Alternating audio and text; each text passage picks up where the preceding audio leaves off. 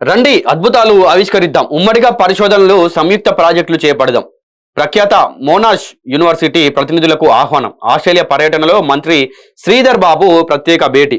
Advance technologies, global health, innovation, life sciences, biotechnology, medical devices, sustainable engineering, critical minerals research తదితర రంగాల్లో వినూత్న ఆవిష్కరణల కోసం తెలంగాణతో కలిసి పనిచేసేందుకు ముందుకు రావాలని మెల్బోర్న్లోని ప్రఖ్యాత మోనాష్ యూనివర్సిటీ ప్రతినిధులను రాష్ట్ర ఐటీ పరిశ్రమల శాఖ మంత్రి దుద్దిల్ల శ్రీధర్ బాబు ఆహ్వానించారు. ఇక్కడికి ప్రముఖ విద్యా సంస్థలు భాగస్వామ్యం చేస్తూ జాయింట్ రీసెర్చ్ ప్రోగ్రామ్స్, ప్రాజెక్టులు, ఫ్యాకల్టీ స్టూడెంట్స్ ఎక్స్చేంజ్లు, కో-ఇన్నోవేషన్ ఇనిషియేటివ్స్ ను చేపట్టాలని కోరారు. ఆస్ట్రేలియా పర్యటనలో భాగంగా ఆయన శుక్రవారం మెల్బోర్న్లోని ప్రఖ్యాత మోనాష్ యూనివర్సిటీలో స్పందించారు.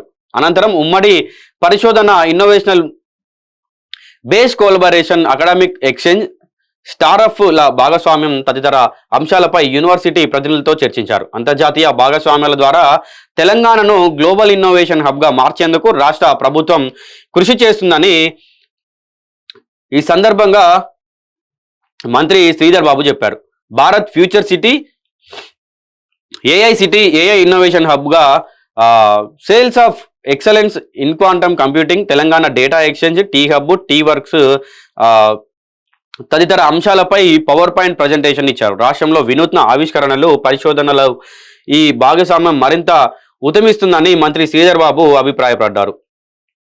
గ్లోబల్ ఇన్నోవేషన్ హబ్ మారేందుకు అవసరమైతే